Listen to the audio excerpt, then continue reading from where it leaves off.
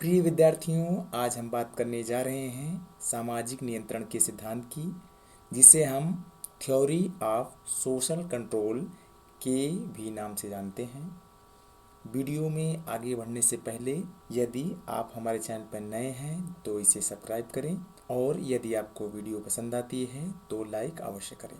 अब हम आते हैं अपने वीडियो की ओर। सबसे पहले प्रस्तावना या इंट्रोडक्शन। सामाजिक नियंत्रण का सिद्धांत यह बताने का प्रयत्न करता है कि किस प्रकार समाज का कोई व्यक्ति, समूह, घटक या समाज किसी प्रकार का व्यवहार परिस्थितिवश करता है तथा किस प्रकार इनको नियंत्रित किया जाए कि समाज में एक उपयुक्त साम्य व्यवस्था की स्थिति बनी रहे। दूसरे शब्दों में, उन वैज्ञानिक या सामाजिक दृष्टिकोण तथा अध्ययनों से है जो यह बताते हैं कि समाज के अंदर मानकीकृत व्यवहार सामाजिक संगठन को बनाए रखने में सहायक हो सकता है। इससे यह स्पष्ट होता है कि समाज के द्वारा अपनाए गए रीति रिवाज, प्रथाएं तथा लोकाचार आदि सामाजिक नियंत्रण के साधन हैं। अतः सैद्धांतिक दृष्टिकोण से यह आवश्यक हो जाता है कि सामाजिक नियंत्रण के इन साधनों को सैद्धांतिक तथा वैज्ञानिक दृष्टिकोण से प्रतिपादित किया जाए, जिससे यह स्पष्ट करने में सहायता मिलती है कि अमुक समाज के व्यक्ति अपने व्यवहार से सामाजिकता का निर्वाह कर रहे हैं या फिर उल्लंघन कर रहे हैं। सामाजिक नियंत्रण के सिद्धांतों को रीति रिवाजों तथा नियमों के परिप्रेक्ष्य या दृष्टिकोण में हम समझने का प्रयास करेंगे तथा संबंधित विषय के विद्वानों द्वारा प्रतिपादित सिद्धांतों की व्याख्या भी करेंगे। तो सबसे पहले दुर्खीम का सिद्धांत, theory of EMI Durkheim. Durkheim का उद्देश्य समाजशास्त्र को विज्ञान की तरह स्थापित करना था। इसी कारण उन्होंने अपने अध्ययनों में विज्ञान आधारित शोधयुक्त कार्यों को प्राथमिकता देते हुए कार्य किए। दुर्खीम ने धर्म को सामाजिक नियंत्रण का एक साधन मानते हुए अपने तर्कों को प्रस्तुत किया है। दुर्खीम की पुस्तक धार्मिक जीवन के प्राथमिक स्वरूप, the elementary forms of religious life के अनुसार अब से पूर्व के समाजों या पहले के समाजों में धर्म एक बंधक का कार्य करता रहा है। इसी आधार पर धर्म को 4 प्रकारों में बताया, जिनमें अनुशासनिक, जो अनुशासन करने को मजबूर करता है। दूसरा, एकजुटता, समाज के लोगों को एकजुट करने के लिए एक बॉन्ड के रूप में कार्य करता है। मजबूती, इसका उद्देश्य जीवन को जीवंत करना तथा जीवित रहने के लिए भावना का विकास करना होता है। चौथा, जश्न, इस प्रकार के धर्म से अर्थ यह है कि एक अच्छा एहसास हो जिसे करने से खुशी या प्रसन्नता मिल रही हो। दुर्खीम के अनुसार यदि समाज पर नियंत्रण वैज्ञानिक ढंग से लागू किया जाए तो समाज का एकीकरण और भी बेहतर हो सकता है। दुर्खीम ने समाज को भगवान की संज्ञा दी है। दूसरा, रॉस का सिद्धांत। इस सिद्धांत की उपज ऑगस्ट कॉम्ट के मस्तिष्क से हुई थी। बाद में कूले और रॉस ने इस विषय पर विस्तृत अध्ययन करने के बाद कई शोध पत्र प्रकाशित किए। रॉस और कूले ने इस तथ्य को उजागर किया कि किस प्रकार मानव व्यवहार को नियंत्रित करके मानव समाज में सामाजिक स्तर को रखरखाव किया जाता है। रॉस के अनुसार व्यक्ति के अंदर 4 मूल प्रवृत्तियां होती हैं: मूल्यों की पूंजी, सहानुभूति, सामाजिकता का गुण, न्याय का दृष्टिकोण।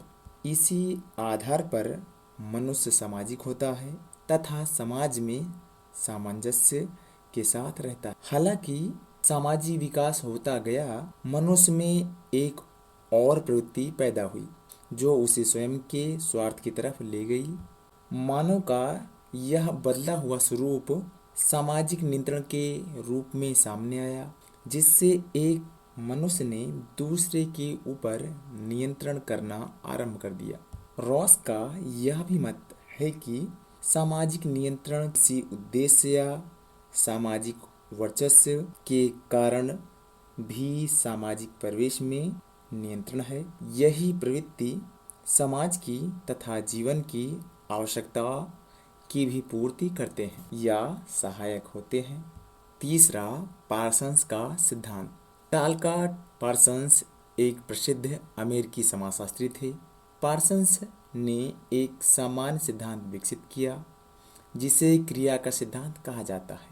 इसके उपरांत इन्होंने इमाइल दुर्खीम तथा विल्फ्रेड पेरेटो के किए गए कार्यों का बारीकी से अध्ययन तथा अन्वेषण किया। पार्सन्स ने मूलतः मॉर्फोलॉजिकल विश्लेषण की बजाय मॉर्फोलॉजिकल संरचना के बीच के अंतर को स्पष्ट करने का प्रयास किया। इसी आधार पर पार्सन्स ने सामाजिक व्यवस्था का विश्लेषण भी प्रस्तुत किया।